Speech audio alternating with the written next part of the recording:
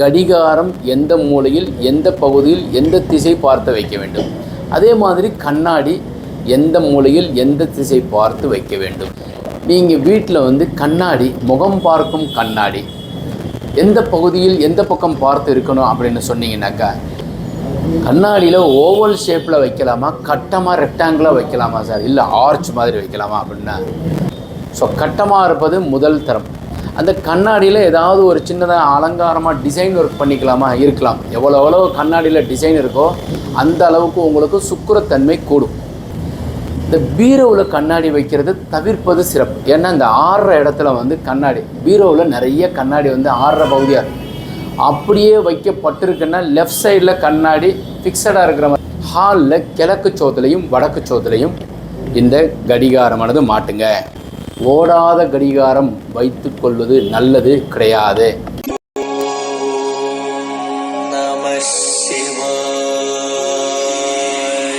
லிங்கம் வாஸ்து அன்பர்கள் அனைவருக்கும் சிவசரவணனின் அன்பான வணக்கங்கள். இந்த வீடியோவில் கடிகாரம் எந்த மூலையில் எந்த பகுதியில் எந்த திசை பார்த்து வைக்க வேண்டும், அதே மாதிரி கண்ணாடி எந்த மூலையில் எந்த திசை பார்த்து வைக்க வேண்டும், இரண்டுக்கும் இந்த வாஸ்துவில் சொல்லப்பட்டிருக்கா அப்படின்னாக்கா, ஸோ வீட்டினுடைய 4 மூலையில் தெளிவாக வாஸ்துப்படி இருக்க வேண்டும். அடியேன் இந்த 5Gங்கிற ஒரு ஃபார்முலா சொல்லிக்கிட்டே இருப்பேன். நிறைய வரைபடங்கள் உங்களுக்கு கொடுக்கப்பட்டிருக்கு. இதுக்கு உள்ளே போனீங்கன்னாக்கா ஒவ்வொரு பிளான் நீங்கள் பார்த்தீங்கன்னா அதற்கேற்றார் போல் சொல்லியிருக்கிறேன். ஒரு அன்பர் நீங்கள் இந்த வீடியோவில் எந்த வீடியோலையும் நீங்கள் கண்ணாடி சொல்ல மாட்டீங்க, கடிகாரம் சொல்ல மாட்டீங்க அப்படின்னு சொல்லி கேட்குறாங்க. அதே மாதிரி இந்த பிரமிடு வைக்கிறது, அப்புறம் வீட்டில் ஏதாவது ஒரு பொருள் வச்சா நல்லது நடக்குமா சார், எந்திரம் வச்சா சொர்ண ஆகார்ஷண பைரவர் எந்திரம் நாங்கள் பூஜை அறையில் பதிக்கலாமா சார், தலைவாசல் பக்கத்தில் பதிக்கலாமா அப்படின்னு சொல்கிறாங்க. ஸோ இது மாதிரி நிறைய கேட்டதில் இந்த கடிகாரமும் அதே மாதிரி கண்ணாடி. இப்போ உதாரணத்திற்கு நீங்கள் வீட்டில் கண்ணாடி, முகம் பார்க்கும் கண்ணாடி எந்த பகுதியில் எந்த பக்கம் பார்த்து இருக்கணும் அப்படின்னு சொன்னீங்கன்னாக்கா, நீங்கள் கிழக்கு பார்த்தும் வடக்கு பார்த்தும் இருந்து நாங்கள் பார்க்குறது, முகத்தை பார்க்குறதுக்கு உண்டான அமைப்பு கிழக்கு பார்த்து நிற்கணும், அப்படி இல்லைன்னா வடக்கு பார்த்து நிற்கணும். அப்போ கண்ணாடி மேற்கு பார்த்து இருக்கும் அல்லது தெற்கு பார்த்து இருக்கும். அப்போ தான் நீங்கள் கிழக்கு பார்த்து நிற்கிற மாதிரியானது முகம் பார்த்துக்கிற மாதிரி இருக்கும். கண்ணாடியில் ஓவல் ஷேப்பில் வைக்கலாமா, கட்டமாக ரெக்டாங்கிளாக வைக்கலாமா சார், இல்லை ஆர்ச் மாதிரி வைக்கலாமா அப்படின்னா, கண்ணாடி கட்டமாக வச்சுக்கோங்க. ரவுண்டாக வைக்கிறத விட ஒரு ஓவல் ஷேப் வச்சுக்கலாம். ஸோ கட்டமாக இருப்பது முதல் தரம். அந்த கண்ணாடியில் ஏதாவது ஒரு சின்னதாக அலங்காரமாக டிசைன் ஒர்க் பண்ணிக்கலாமா, இருக்கலாம். எவ்வளோ கண்ணாடியில் டிசைன் இருக்கோ அந்த அளவுக்கு உங்களுக்கு சுக்கிரத்தன்மை கூடும்.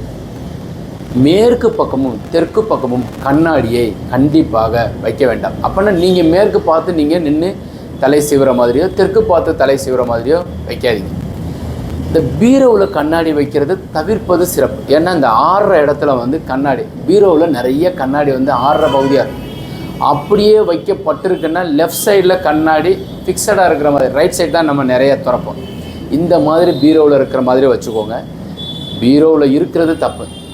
இன்னொன்று, கன்னி மூலையில் அந்த கண்ணாடி இருப்பதாக இருக்க வேண்டாம்.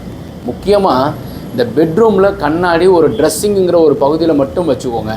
ஒரு சிலர் என்ன கேட்குறாங்கன்னா, அந்த கட்டிலுக்கு எழுத்தாப்பில் பெரிய கண்ணாடி வைங்க சார்ன்றாங்க. சீலிங்கில் கண்ணாடி வைக்கிறாங்க. நம்ம என்ன ஒரு பெரிய நகைக்கடையா, சீலிங்கில் எல்லாம் கண்ணாடி? ஏன்னா நான் கன்ஸ்ட்ரக்ஷன் சிவில் இன்ஜினியர். நிறைய பேர் வாஸ்து சம்மந்தப்பட்டது பேசுகிறவங்க 2 பேர் தான். ஜோதிடம் சம்மந்தப்பட்டதில் இருந்து கலந்து பேசுகிறவங்க இருக்காங்க, அவங்களுக்கு வரைபடம் அமைக்க தெரியல. ஆனால் இந்த வாஸ்து சம்மந்தப்பட்டது நிறைய பேசுகிறாங்க. ஸோ அது சரியாகவும் பேசுகிறாங்க, 100% தப்பாகவும் பேசுகிறாங்க. ஸோ அதனால் ஜோதிடத்தில் புலமை பெற்றவங்களாக இருப்பாங்க, வாஸ்துவும் தெரியும். ஸோ ஜோதிடமும் வாஸ்துவும் கலந்துருக்கு. என்னுடைய யூடியூப் சேனலை இந்த பிளான் என்கிட்ட ஒரு அன்பர் கேட்டார், பேரெல்லாம் சொல்லலை. சார் நீங்கள் போட்ட பிளான்லாம் எனக்கு கொடுங்க சார்னார். ஏங்கன்னு கேட்டேன். நிறைய பேர் என்கிட்ட கேட்குறாங்கன்னு சொன்னார். அவர் ஒரு ஜோதிடர். ஸோ அவருக்கு பிளான் போட வரல. ஏன்னா அதில் தான் இறைவன் எல்லாமே உங்களுக்கு கொடுப்பாரா. ஜோதிடத்தில் நல்ல புலமை பெற்றிருக்கிறார். அவர் ஒரு ஜாதகத்தை பார்த்துட்டு பிளானை போட்டு கொடுத்துருக்காரு. ஒரு 125 குழி, உள்ளளவு வெளியளவு வாஸ்து அளவில் வரமாட்டேங்குது. ஆனால் 125 குழிக்கு மேட்ச் ஆகுது. ஸோ அதனால் தயவு செய்து இந்த வரைபடம் அமைப்பதுங்கிறது இன்ஜினியராக இருக்கணும், ஜோதிடம் ஓரளவுக்கு தெரியணும், ஆன்மீகத்தில் ஈடுபாடு இருக்கணும், குழி பொருத்தம் பார்த்து வரைபடம் அமைக்கிறவங்க இருந்தால் யார்கிட்ட வேணாலும் போட்டு வாங்கிக்கோங்க. பட் வாஸ்துபடி இருந்து நீங்கள் அதன்படி செயல்படுங்க. முக்கியமாக இன்ஜினியராக இருக்கிறவங்கக்கிட்ட பிளான் போட்டு வாங்கிக்கோங்க. ஏன்னா நிறைய பேர் வர்றாங்க, ஏதோ ஒரு இன்ஜினியர் வெளியே வந்துக்கிட்டே இருக்காங்க. ஸோ அதனால் அதில் புலமை பெற்றவங்களாக இருக்கிறவங்கக்கிட்ட வரைபடம் வாங்கிக்கோங்க. இப்போ கண்ணாடி இதே தான். இப்போ வந்து அபசகுணமாக எடுத்துக்கிறது, கண்ணாடி கீழே விழுந்து உடஞ்சிருச்சின்னு வச்சுக்கோங்களேன். எக்ஸாம்பிள், கண்ணாடிங்கிறது சுக்கிரன்னு சொல்லியிருக்கேன். வீட்டில் வந்து ஒரு சாமி படத்தில் இருக்கிறது கீழே விழுந்து உடஞ்சிருச்சு, பெரியவங்க முன்னோர்கள் கண்ணாடி கீழே விழுந்து உடஞ்சிருச்சு. அப்போ நீங்கள் அதிலேருந்து ஒரு மாதத்துக்குள்ளே உங்கள் வீட்டில் ஏதோ ஒரு சுப செலவோ, இல்லைன்னா பொண்ணு பெரிய பிள்ளையாகிறதோ, இல்லை உங்கள் வீட்டில் ஏதோ மராமத்து வேலையோ, ஒரு நிலை எடுத்து மாய்த்து வைக்கிறதோ, அப்படி இல்லைன்னா புது இடத்த வாங்கி வீடு கட்டுறதுக்கு உண்டான அமைப்போ நிச்சயமாக ஏற்படுத்தும்.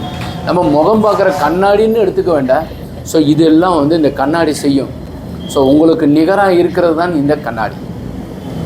கண்ணாடியினுடையது கிழக்கு சோத்துலையும் வடக்கு சோத்துலையும் மாட்டிக்கோங்க. நீங்கள் கிழக்கு சோதரை பார்த்து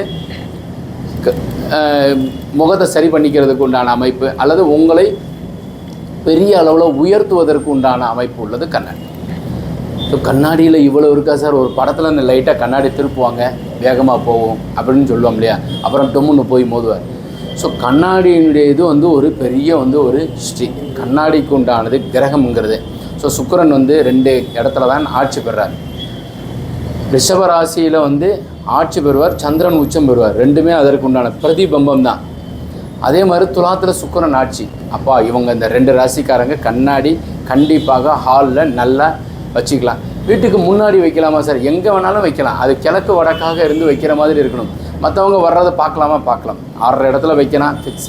6 இடத்துல வைக்க வேண்டாம், ஃபிக்ஸடாக எங்கேயாச்சும் ஒரு இடத்துல வைக்கிற மாதிரி செய்துக்கோங்க. இப்போ இவ்வளோ நேரம் நம்ம பேசியிருக்கிறது கண்ணாடியை பேசியிருக்கிறோம். ஸோ அதனால் அபசகுணமாக கண்ணாடி உடைந்தால் எடுத்துக்கொள்ள வேண்டாம். பட் கண்ணாடி உடஞ்சதை வச்சுக்காதீங்க. முக்கியமாக வந்து பீரோவில் கண்ணாடி உடஞ்சிருக்கும், இல்லை பீரோ கவுத்தி வச்சுருப்பாங்க, இல்லை அந்த கண்ணாடியில் ஒரு ஸ்டிக்கர் ஒட்டியிருப்பாங்க. அதே மாதிரி பாத்ரூமில் இருக்கிற கண்ணாடியில் வந்து எக்கச்சக்கமாக பாதி வரைக்கும் தண்ணி பட்டு அழிஞ்சு போயிருக்கும். அந்த மாதிரி இருக்கிற பொருட்கள் எல்லாம் இருந்தால் உடனே மாற்றிருங்க. ஏன்னா இந்த கண்ணாடி உங்களை என்ன செய்யும்னா உயர்த்துவதற்கு உண்டானது. சுக்கிரத்தன்மை கூடும். இப்போ உங்களுக்கு சுக்கிரன் உச்சம் பெற்றிருக்கிறாரு, சுக்கிரதசை நடக்குது, இந்த மாதிரி பொருட்கள் வச்சுருந்தீங்கன்னா உங்களுக்கு வர வேண்டியது வராமல் போயிடும். இது கேட்டு முடித்த உடனே இந்த பொருள்லாம் தூக்கி போட்டுட்டு புதுசாக மாட்டுங்க. ரொம்ப போனால் 200 400 நல்ல கண்ணாடி கிடைக்கும். பாத்ரூமில் தான் பெரிய தப்பு இருக்கும். அதனால் அதெல்லாம் மாற்றிக்கோங்க. இப்போ கடிகாரம் சம்மந்தப்பட்டதை பார்ப்போம். கடிகாரம் வாஸ்து இதுக்கெல்லாமா சார் இருக்குது? நாங்கள் செல்ஃபோனில் தான் சார் பார்த்துட்ருக்குறோம், கையில் பார்த்துட்ருக்குறோம். அப்புறம் இப்போ புதுசாக வாட்ச் வருது, தொட்டாலே டைம் தெரியும். ஸோ எதுவுமே இல்லைன்னா கூட நம்ம வந்து யாராச்சும் கிட்ட கேட்டு கூட தெரிஞ்சுக்கலாம். வீட்டில் எல்லாருமே அடுப்படி முதற்கொண்டு, அதே மாதிரி ஹாலில் வச்சு, பெட்ரூமில் வச்சு, ஏன் டாய்லெட்டில் கூட வச்சுருக்குறாங்க. நிறைய வீடுகள், நான் ஏதோ ஒரு வீடு வாஸ்து பார்க்குறேங்க, 5 பிளான் சீர்திருத்தம் பண்ணுறேன், அதே மாதிரி ஒரு 2 பிளான் அமைச்சும் கொடுத்துட்ருக்குறேன். அதில் ஒவ்வொருத்தவங்க பக்கமாக எழுதி அனுப்புவாங்க. அதில் எந்தெந்த பொருள் எந்தெந்த இடத்துல இருக்கணும் அப்படின்னு கேட்பாங்க. அந்த வகையில் ஹாலில் கிழக்கு சோத்துலையும் வடக்கு சோத்துலையும் இந்த கடிகாரமானது மாட்டுங்க. எலக்ட்ரிக்கல் பைப்பு போகிற இடத்துல மாட்டாதீங்க. நல்லா தெரிஞ்சுக்கோங்க. கடிகாரமானது கிழக்கு சோறு வடக்கு சோத்தில் மாட்டிக்கலாம். ஏசி பக்கத்தில் மாட்ட வேண்டாம். எலக்ட்ரிக்கல் பைப்பு போகிற இடத்துல மாட்ட வேண்டாம். கிச்சனில் கடிகாரம் வச்சுக்கிறது நல்லது. கடிகாரம்ங்கிறது உங்களுக்கு நேரத்தை பிரதிபலிக்கும். நேரம்ங்கிறது சூரியன். உங்கள் கால சக்கரத்தில் பார்த்தோம்னா சூரியன் தான் மாதத்துக்கு ஒரு தடவை நகண்டுக்கிட்டே இருப்பார். இது யார் ஒருத்தவங்க சரியாக கடைபிடிக்கிறாங்களோ அவங்களுக்கு சூரியன் நல்லா இருக்குன்னு அர்த்தம். மிலிட்ரியிலெல்லாம் வந்து அந்த பங்க்சுவாலிட்டி 6:55 அப்படின்னு சொன்னோம்னா 6:55 ஒரு ஆள் கூட கிட்டத்தட்ட ஒரு 200 பேர் இருந்தால் 200 பேரும் அந்த பேரட்டில் இருப்பாங்க. எல்லாருமே நிற்பாங்க. ஆனால் 6:55னா 6 மணிக்கு அவன் ரூமில் வந்து பல்லு விளக்கிட்டு இருப்பார். 6:55 யூனிஃபார்மோடு வந்து நிற்பார். தட் இஸ் சூரியன். அப்போ காலம், அந்த டைம். அப்போ அது எங்கிட்ட இருக்கணும்? கிழக்கையும் வடக்கையும் சோத்தில் மாட்டி இருப்பது சிறப்பு. ரவுண்டாக இருக்கணுமா சார்? வச்சுக்கோங்க. கட்டமாக வச்சுக்கோங்க. ஓடாத கடிகாரம் வைத்து கொள்வது நல்லது கிடையாது. உடஞ்சிருக்கு வைத்துக்கொள்வது சிறப்பு கிடையாது. பெட்ரூமில் நல்லா அலங்காரமாக வச்சுக்கோங்க. குருவி கூவுற மாதிரி இருக்கிறது வச்சுக்கலாம். கடிகாரத்தில் இந்த சத்தம் வரும். கரெக்டாக 1 மணி நேரத்துக்குனா ஒரு தடவை அடிக்கும், 2 மணிக்குனா 2 தடவை அடிக்கும், 12 மணிக்கு அடிக்கும். அப்புறம் குருவி வெளியே வந்து சத்தம். அலங்காரமாக இருக்கிற கடிகாரம் வைத்துக்கொள்வதும் தவறு கிடையாது. வுட்டில் வச்சு கடிகாரம் வச்சுக்கலாமா சார்? வுட்டுங்கிறது செவ்வாயினுடைய ஆதிக்கம். உங்களுக்கு செவ்வாய் வந்து நீசம் பெற்றிருக்குன்னா நீங்கள் அதை விரும்புவீங்க. கடிகாரம் இருக்கும், சுற்றி உட்டில் இருக்கிற மாதிரி. சனி அதே மாதிரி நீசம் பெற்றிருக்குன்னு வச்சுக்கோங்க ஜாதகம். அப்போ இரும்பில் இருக்கிற மாதிரி இருக்கணும், டெக்கரேஷனாக இருக்கணும். சுக்கிரன் நல்லா இருக்குது, சுக்கிரன் ஆட்சி உச்சம் பெற்றிருக்கு அப்படின்னா நீங்கள் அந்த கடிகாரத்தில் அலங்காரமாக இருக்கிற மாதிரி கடிகாரம் வாங்கிக்கோங்க. உங்களுக்கு பிடிக்கும் ஆட்டோமேட்டிக்காக. ஸோ சொல்ல தெரியாது, இது வாங்கிக்கோமான்னு சொல்லி தோணும், வாங்கிக்கோங்க. ரொம்ப டஸ்ட் அடையும் அப்படியெல்லாம் இல்லை, கிடையாது.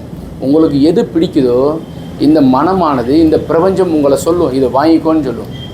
இந்த பூமி இந்த மாதிரி வாங்கி வைன்னு சொல்லும். இந்த கட்டடம் வந்து உங்களை லைக் பண்ணும். இந்த கட்டடத்திற்கு உண்டானது கிரக பிரவேசம் அன்னைக்கு கடிகாரம் ஒருத்தவர் கொண்டு வந்து கொடுக்குறது உங்கள் கட்டடத்திற்கு இது வைக்கப்படணும்னு இந்த பிரபஞ்சமும் இந்த வீடும் எழுதி வச்சுருக்கும். அப்படி எடுத்து மாட்டி வைங்க. அதை முன்னையும் பேக் பண்ணி இன்னொரு ஆளுக்கு கொடுக்காதீங்க. நிறைய பேர் பிழை பண்ணுறது என்னென்னா, வந்திருக்கிறது எல்லாமே ஒரு ஓரமாக எடுத்து வச்சுட்டு அப்படியே பார்சல் பண்ணி யாராச்சும் கொடுப்பாங்க. அது பண்ணவே பண்ணாதீங்க. உங்கள் பேரை எழுதி வச்சுருக்கு. உங்களுக்கு ட்ரெஸ்ஸு கொடுக்குறாங்கன்னா உங்கள் பேரை எழுதி வச்சுருக்கு. அதனால் மாற்றி அது பண்ணாமல் அதன்படியே நீங்கள் செயல்படுங்க. ஸோ கடிகாரம் வைப்பதும் இந்த கண்ணாடி வைப்பதற்கு உண்டானது அடியேன் இந்த வீடியோவில் பேசியிருக்கிறேன். வீட்டில் இந்த மாதிரி அமைப்பு உள்ளது. நீங்கள் ஒன்று ஒன்றா பார்த்துக்கிட்டே வாங்க, எப்படி இருக்குன்னு பார்த்துக்கோங்க. கிச்சனில் வைக்கலாமான்னு கேட்குறாங்க, பாத்ரூமில் வைக்கலாமா, எல்லா இடத்துல வைக்கல. நேரத்தை நீங்கள் சரியாக நிர்வகிங்க. ஸோ அடியன் காலையிலேருந்து சாயந்தரம் வரைக்கும் என்னென்ன வேலை பார்க்க போகிறேன், எவ்வளோ நேரம் நான் ரெஸ்ட் எடுக்க போகிறேன், எந்த ஊருக்கு போகிறோம், என்னென்ன கொண்டு போகணும், அவரை எத்தனை மணிக்கு சந்திப்போம், இது எல்லாமே காலத்தால் நானே எழுதி வச்சு அதன்படி செயல்படுறேன். ஈஸியாக எல்லாமே பிளானிங் தான். திங்க், நம்ம சிந்தனை பண்ணுறது. திங்க், பிளான் பண்ணணும். ஆக்ட், செயல்படணும். திங்க், பிளான், ஆக்ட்டுங்கிறது தான் சக்ஸஸுடைய ஃபார்முலா. 5 4 3 5 எழுத்து தான் திங்க். 4ங்கிறது பிளான், 4 எழுத்து. திங்க், ஆக்ட்டுங்கிறது 3 எழுத்து. 5 4 3ங்கிறது சக்ஸஸ். ஸோ சக்ஸஸுக்கு முக்கியமான தேவைங்கிறது எதுனாக்கா இந்த நேரம். அப்போ கடிகாரம் இவ்வளோ பார்க்குமா சார், இதில் வாஸ்துவில் சொல்லியிருக்கா சார். வாஸ்துவில் இது வந்து நேரத்தை சரியாக, அதனால தான் வந்து இந்த வாஸ்து பகவானுங்கிறது ஒரு வருடத்தில் 8 தடவை கண் விழிக்கிறது, அரை மணி நேரம் தான் உங்களுக்கு பிரதிபலிக்கிறாரு. உங்களுக்கு அருள் பாலிக்கிறார். அந்த நேரத்தை விட்டுட்டு நம்ம எந்த நாளில் பண்ணலாமா சார், அந்த நாளில் பண்ணலாமா சாமி, இது இந்த நேரத்தில் பண்ணலைன்னா என்ன ஆகும்? கமெண்ட் செக்ஷனில் அப்படிலாம் பதிவு பண்ணாதீங்க. அவருக்குன்னு ஒரு நேரம் கொடுக்கப்பட்டிருக்கு. அந்த நேரத்தில் தான் அவர் உங்களுக்கு ப்ளஸ் பண்ணுறாரு. மிச்ச நேரத்தில் பண்ண மாட்டார், நல்லா பண்ணுவார். கல்யாணமாகலாம் உங்களுக்கு இந்த நேரத்தில் தான் கல்யாணம்னு சொல்லியிருக்காங்க, அந்த நேரத்தில் தான் போகணும். அடுத்த நாள் போனாக்கா வேறு கல்யாணம் நடந்துகிட்ருக்கும். அதனால் வந்து அந்த நேரத்துக்கு சொல்லப்பட்ட நேரத்துக்கே நம்ம வந்து பூஜை பண்ணுறோம், அதற்குண்டான செயல்படுவோம். ஸோ அதனால் உங்களுக்கு வேறு ஏதாவது தகவல் வாஸ்துவில் தேவைப்பட்டால் நீங்கள் கமெண்ட் செக்ஷனில் பதிவு பண்ணுங்கள், லைக் பண்ணுங்கள். உங்கள் நண்பர்களுடன் இந்த தகவல்கள் பகிர்ந்துக்கோங்க. வாஸ்துபடி உங்களுக்கு பிளான் அமைக்கணும்னு நினச்சோம்னாக்கா நாங்கள் வந்து 5G ஃபார்முலா, அதுக்கப்புறம் KJC 10 ஃபார்முலா, தாரகை பலன், அதாவது தாராபலன் சொல்லிட்டு வததாரை, அப்புறம் சேமதாரை, எது இருந்தாலும் உங்களுக்கு நட்சத்திரத்துக்கு பொருந்தும். அதே மாதிரி கருணநாதன் எப்படி இயக்குவது, வீட்டினுடைய உங்கள் வரைபடம் சரியாக இருக்கா, குழி பொருத்தத்திற்கு உண்டான அமைப்பில் இருக்கா, இது எல்லாம் பார்த்து உங்களுக்கு வரைபடம் அமைக்கிறோம், சீர்திருத்தம் செய்கின்றோம். முக்கியமாக கணவன் மனைவியுடைய ஜாதகத்தை பார்த்து அமைக்கிறோம். தேவைப்படுறவங்க கீழே இருக்கிற நம்பர் கான்டாக்ட் பண்ணுங்கள். சிவாய நமः.